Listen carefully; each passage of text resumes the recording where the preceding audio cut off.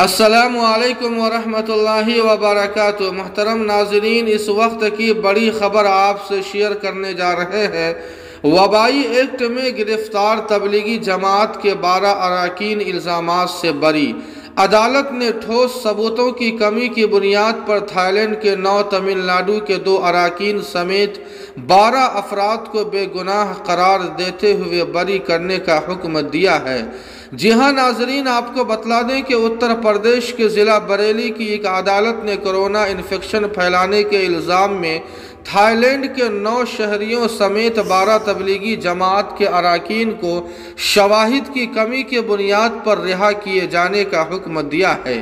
ناظرین، آپ کو بتلا دیں کہ گزشتہ سال مارچ میں دہلی کے مرکز نظام الدین میں منعقد بڑے جلسے میں Indonesia, Thailand, Tamil Nadu سمیت متعدد ریاستوں سے اراکین تبلیغی جماعت نے شرکت کی تھی۔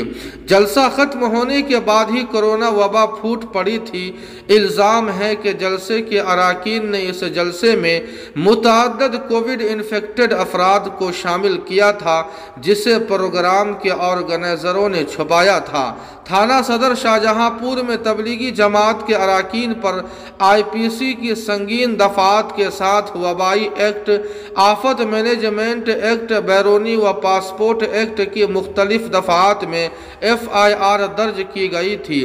پولیس نے تھائی لینڈ کے 9 افراد اور تمل ناڈو کے 2 اراکین سمیت 12 لوگوں کو شاہجہاں پور کی ایک مسجد سے گرفتار کیا تھا۔